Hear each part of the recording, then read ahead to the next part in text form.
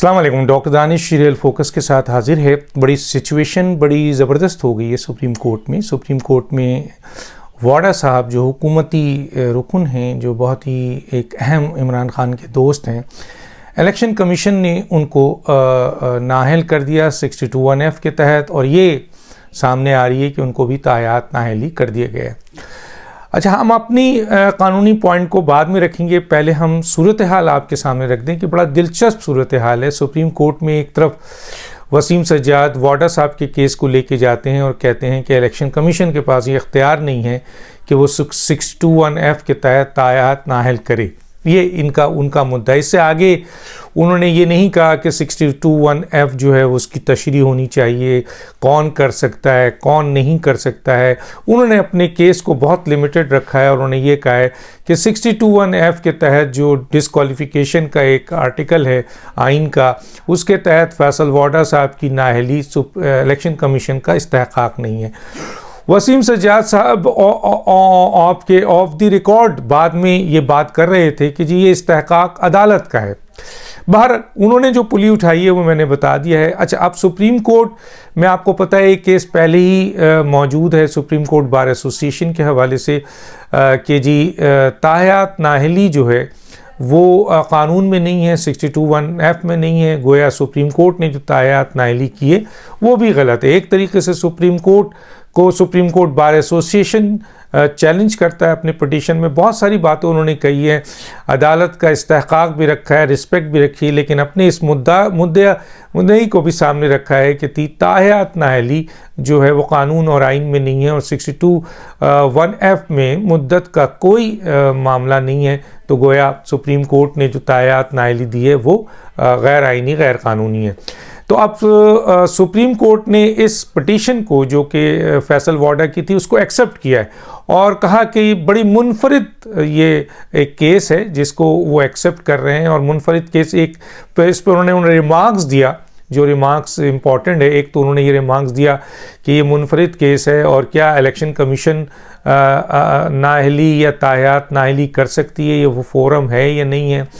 तो दूसरी तरफ आपको ये भी सामने उन्होंने एक सवाल उठाया कि ये तो अदालतों का काम है और अदालत ट्रायल एविडेंस और आपके सबूत के और गवाहों की और ट्रायल के बाद ही ये अदालत ये फ़ैसला कर सकती है। तो ये एक रिमार्क्स था और इस रिमार्क्स की अहमियत है दोनों जगह। और मैं अब उस पॉइंट पे आता हूँ जो बहुत ही अहम पॉइंट है, वो ये है कि इस केस को एक्सेप्ट तो किया गया लेकिन फैसल वाडा को कोई रिलीफ नहीं मिला। जो उनके वकील ने रिलीफ मांगा था कि केस को वो जो इनकी सज़ा है जो दी गई इलेक्शन कमीशन से उसको कलअदम कर दी जाए और स्टे ऑर्डर दिया जाए और इसको सज़ा को कलअदम की जाए। लेकिन सुप्रीम कोर्ट ने ना तो इस सज़ा को छेड़ा ना स्टे ऑर्डर दिया, बल्कि उन्होंने कहा कि 9 फरवरी को सेनेट का इस सीट के ऊपर जो इलेक्शन हो रहा है उसे होने दीजिए। लेकिन उन्होंने मशरूत कर दिया कि सुप्रीम कोर्ट फैसला जो करेगी उससे वो रिलेटेड होगा, जो भी फैसला होगा। बड़ा इम्पॉर्टेंट और अहम केस इस बुनियाद पे आता है कि अगर सुप्रीम कोर्ट का ये रिमार्क्स है कि बगैर, मैं पहले एक स्टेप पे आता हूँ और ये आता हूँ कि अगर सुप्रीम कोर्ट ये कहती है कि बगैर ट्रायल के, बगैर आपके गवाहों के को सुने हुए, बगैर सबूतों की बुनियाद पर किसी को नाअहल नहीं कर सकती अदालत, तो फिर एक केस बहुत ही इम्पॉर्टेंट है और वो है मियां नवाज शरीफ साहब का, जो कि आपके सामने है कि उनको जो सज़ा दी गई उसमें ना तो एविडेंस दिया गया, ना सबूत दिया गया, ना आपके सुना गया उस केस को, और ना प्रॉपर एक ट्रायल जो है हुई। तो गोया बगैर ट्रायल के नवाज शरीफ साहब को सज़ा कैसे दे दी गई, ये बड़ा इम्पॉर्टेंट रिलेटेड ऑब्जर्वेशन क्वेश्चन था। तो इस यहाँ पर जो है वो ऑलरेडी नवाज शरीफ के हवाले से, जहांगीर तरीन के हवाले से या दूसरे किसी मेंबर के हवाले से कि सुप्रीम कोर्ट तायात नाअहली कर सकती है नहीं कर सकती है, 62(1)(f) को की तशरीह होनी चाहिए, आया उसमें कहीं पे मुद्दत का तयन है या नहीं है। लेकिन अब ये एक दिलचस्प वाक़या है, एक दिलचस्प बात और आ गई है कि क्या इलेक्शन कमीशन को ये इख्तियार है। तो फिर ये सवाल भी उठता है कि क्या सुप्रीम कोर्ट को ये इख्तियार है। देखिए, इलेक्शन कमीशन को तो 63(2) और 63 के तहत मेंबर को नाअहल करने का एक प्रोसीजर मौजूद है कि स्पीकर जो है वो रेफरेंस भेजेगा और आपके इलेक्शन कमीशन जो है वो नाअहल कर देगी। लेकिन सुप्रीम कोर्ट के नाअहलियत, सुप्रीम कोर्ट नाअहल करे मेंबर को, ये किसी जगह आइन और क़ानून में नहीं दिया है।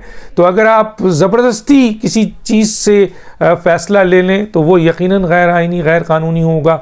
और मैं बार बार ये कहता हूँ कि आइन के आर्टिकल 175(2) के तहत सुप्रीम कोर्ट की एक जुरिडिक्शन है, उस जुरिडिक्शन से सुप्रीम कोर्ट आगे नहीं बढ़ सकता। पार्लियामेंट की एक जुरिडिक्शन है, उससे आगे नहीं बढ़ सकता। एग्जेक्टिव की एक जुरिडिक्शन है, उससे आगे वो नहीं बढ़ सकता। तो ये आइन ने तायुन किया हुआ है। तो बड़ा अब सवाल यहाँ पे ये है कि आप एक और चीज़ भी देखें कि फैसल वाडा ख़ुद भी आज नहीं आए थे, क्योंकि उनका कंडक्ट बहुत ही ख़राब रहा है। सुप्रीम कोर्ट को भी इस बात का अंदाज़ा है। अब इस केस को जो है वो उन्होंने नोटिस जारी कर दिए हैं, नोटिस जारी। लेकिन इस केस की इम्पोर्टेंस ये है कि फैसल वाडा जो इमरान खान के बहुत ही करीबी आपके साथी हैं, उनके सिलसिले में इमरान खान हुकूमत या स्पीकर कोई सपोर्टिव चीज़ के साथ नहीं आ रही है। फैसल वाडा ये केस अकेले लड़ रहे हैं, हालांकि इसमें हुकूमत और स्पीकर और इन लोगों को शामिल होना चाहिए था। और क्यों शामिल नहीं होते, मैं फैसल वाडा साहब को बता दूं कि फैसल वाडा साहब, अगर आपको तायात नाअहली से रिलीफ मिलता है तो इमरान खान को पता है कि फिर मियाँ नवाज शरीफ साहब की तायात नाअहली कैसे रुक सकती है। तो उन्होंने आपके मियाँ नवाज शरीफ की तायात नाअहली को करवाने के लिए जो कहा जाता है, जिस तरह बोला जाता है, जिस तरह उनके मुखालिफिन कह रहे हैं कि तायात नाअहली नवाज शरीफ साहब की जो की गई, साबिक जो जजेस थे जिनमें से एक बेंच था जिसने किया था, तो इमरान खान साहब उस तायात नाअहली को किस तरीके से ख़त्म करवा सकते हैं जिसके लिए उन्होंने जहांगीर तरीन को कुर्बान किया, बहुत बड़ी शख्सियत को कुर्बान किया था। वाडा तो उस पोजीशन पर नहीं है कि वो जहांगीर तरीन को मीट कर सकें।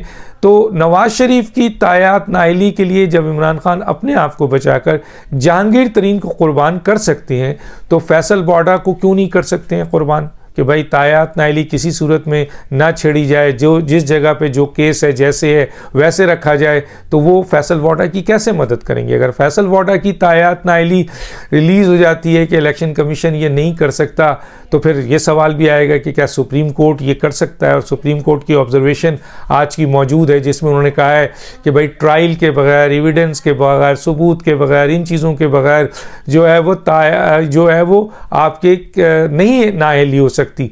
तो सवाल ये पैदा होता है कि अगर एक जगह पर कोई खुद सुप्रीम कोर्ट अपनी पोजीशन बना रही है, मैं नहीं कह रहा, मैं तो आइन और कानून की बात करूंगा, आइन और कानून में सुप्रीम कोर्ट को नाअहल और तायात नाअहल करने का कोई इख्तियार नहीं है। 175(2) के तहत सुप्रीम कोर्ट की एक जुरिडिक्शन है, उस जुरिडिक्शन में लॉ और कानून में जो चीज़ है उसी पे वो कर सकते हैं, इसके अलावा नहीं है।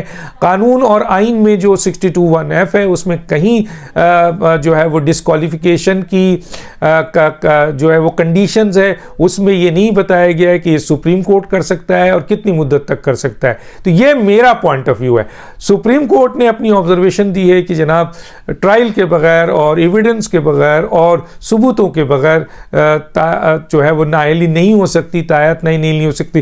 तो फिर ये सवाल उठता है कि सुप्रीम कोर्ट ने इससे पहले बगैर ट्रायल, बगैर एविडेंस, बगैर सबूत के मियाँ नवाज शरीफ साहब को कैसे तायात नाअहल कर दिया। बड़ा दिलचस्प मैटर आ गया है। अतम बंदयाल साहब की, सुप्रीम कोर्ट के चीफ जस्टिस हैं, उनके सामने आइन और कानूनी नुकात की एक जंग सामने आई है। और आइन और कानूनी नुकात की इस जंग में आइन और कानून क्या कहता है, फैसले क्या कहते हैं, ये और सुप्रीम कोर्ट के जो फैसले हैं वो क्या कहते हैं। अब सवाल ये पैदा है कि अगर आइन और कानून का तजाद है सुप्रीम कोर्ट के फैसले से और सुप्रीम कोर्ट का फैसला आइन के आर्टिकल से तजाद है, तो फिर मौजूदा चीफ जस्टिस और जो ये बेंच है, जो भी बेंच बना है उस अभी, और जो सुप्रीम कोर्ट बार एसोसिएशन के हवाले से बनेगा, वो क्या फ़ैसला करता है कि आया वो सुप्रीम कोर्ट के पुराने फ़ैसले को ही बहाल रखे या आइन और क़ानून में अगर ऐसी चीज़ नहीं है तो आइन और क़ानून की सुप्रीमेसी के लिए सुप्रीम कोर्ट अपने उन फ़ैसलों को रद्द करे जो माजी में हो चुके हैं ऐसे कई कि सुप्रीम कोर्ट ने अपने कई फ़ैसलों को रद्द किया है। तो इस वक्त जो सूरत हाल है वो बहुत दिलचस्प है, बहुत ही इम्पॉर्टेंट है। इलेक्शन कमीशन जो है वो फ़ैसला दे चुका है। सुप्रीम कोर्ट कहती है कि इलेक्शन देखना पड़ेगा कि इलेक्शन कमीशन के पास ये जुडिशल पावर है कि वो किसी को नाअहल करे, ये उसके पास ये इख्तियारात है। तो फिर दूसरी तरफ ये सुप्रीम कोर्ट के भी इख्तियारात को चैलेंज किया गया है कि आया सुप्रीम कोर्ट को कोई क्या ये इख्तियार है कि तायात नाअहली नहीं है। अगर इलेक्शन कमीशन को नहीं है तो सुप्रीम कोर्ट को कैसे है, और सुप्रीम कोर्ट को नहीं है तो इलेक्शन कमीशन को कैसे है। ये बड़ी ज़बरदस्त चीज़ है। और 62(1)(f को हालांकि वसीम सज्जाद ने लिमिटेड रखा है, लेकिन सुप्रीम कोर्ट बार एसोसिएशन की पिटीशन में ये चीज़ है कि 62(1)(f की तशरीह होनी चाहिए कि क्या उसमें डिस्क्वालिफिकेशन करने का इख्तियार इलेक्शन कमीशन के पास है, सुप्रीम कोर्ट के पास है, या और मुद्दती यानी कि कितनी मुद्दत तक है, क्या इसकी कोई चीज़ मुंसलिक है 62(1)(f से या नहीं है, और या ये फ़ैसले दोनों गलत हैं या सुप्रीम कोर्ट का फ़ैसला गलत है। मैं बार बार कह रहा हूँ कि इलेक्शन कमीशन ही वो फोरम है। देखें, कोई अगर इलेक्शन गलत होता है तो उसको कलअदम करने का इख्तियार इलेक्शन ट्रिब्यूनल के पास है। अदालत उसमें की वो अपील जा सकती है, जो जाती, जैसे आपके उनकी अपील आई हुई है कासिम सूरी की जो कल लगी हुई है कि इलेक्शन ट्रिब्यूनल ने उनकी आपके जो इलेक्शन था उसको कलअदम करार दिया, तो वो अपील पे चले गए, ठीक है। लेकिन क्या इलेक्शन कमीशन बराह रास्त खुद मेंबर को नाअहल कर सकती है, तायात नाअहल कर सकती है? 62(1)(f में ऐसा है एक चीज़। और दूसरी चीज़ ये है कि अगर इलेक्शन कमीशन को कानूनी तौर पर इख्तियार नहीं है तो सुप्रीम कोर्ट को कानूनी तौर पर कहाँ इख्तियार है, ये भी वाज़ेह होना पड़ेगा। और दूसरी बात यह है कि अगर इलेक्शन कमीशन को इख्तियार नहीं और वो फैसल वाडा का केस ख़त्म करते हैं तो इधर सुप्रीम कोर्ट को भी इख्तियार नहीं है, फिर मियाँ नवाज शरीफ साहब का केस भी ख़त्म होता है। तो चुनांचे क्या इमरान खान के लिए नवाज शरीफ साहब की बहाली ज़्यादा, फैसल वाडा की बहाली ज़्यादा इम्पॉर्टेंट है या नवाज शरीफ साहब की बहाली ना ज़्यादा इम्पॉर्टेंट है? तो दुनिया जानती है कि इमरान खान ने अपने मोहसिनों के साथ क्या किया है और उनके मफादात क्या हैं, हुकूमत क्या करेगी ऐसे मौके पर, क्या कर रही है, स्पीकर क्या कर रहा है। इमरान खान नहीं चाहते कि फैसल वाडा साहब की तायात नाअहली का केस इस तरीके से हल हो कि उनकी भी तायात नाअहली ख़त्म हो जाए और मियाँ नवाज शरीफ साहब की भी तायात नाअहली ख़त्म हो जाए। चुनांचे सुप्रीम कोर्ट का बहुत बड़ा इम्तहान है इस मौके पे कि वो इलेक्शन कमीशन की जुरिडिक्शन को अगर देख रहे हैं तो उनको अपनी जुरिडिक्शन को भी देखना पड़ेगा। और जो ऑब्जर्वेशन उन्होंने अब आज दिया है ट्रायल और एविडेंस और सबूतों की बुनियाद पे, क्या वो मियाँ नवाज शरीफ साहब, जहांगीर तरीन या और दूसरे मेंबर के साथ हुआ या नहीं हुआ। और मैं फिर कह रहा हूँ कि इलेक्शन कमीशन ही के पास ये इख्तियार है 63, 62 और 63 के तहत कि रेफरेंस भेजे आपके असेंबली और इलेक्शन कमीशन उसको डिस्क्वालीफाई करे। जहाँ तक मामला 62(1)(f का है वो एक कंडीशन है, वो मुद्दत तय नहीं करता, वो ये तय नहीं करता कि कौन आपके जो है मेंबर को डिस्क्वालीफाई कर सकता है, supreme court, election commission, high court या और कोई फोरम। तो ये बहुत इंपॉर्टेंट सूरत हाल आ गई। देखते हैं कि सुप्रीम कोर्ट इस केस को कैसे लेके चलती है और फैसल वाडा साहब कुर्बानी का बकरा इमरान खान के लिए बनेंगे या इमरान खान साहब फैसल वाडा साहब को जो है वो सपोर्ट करेंगे और अपने इस दोस्त को तायात नाअहली से बचाएंगे, चाहे मियाँ नवाज शरीफ साहब की भी तायात नाअहली ख़त्म हो। क्या ये होगा? तो दानिश को याद दीजिए। अल्लाह हाफिज़।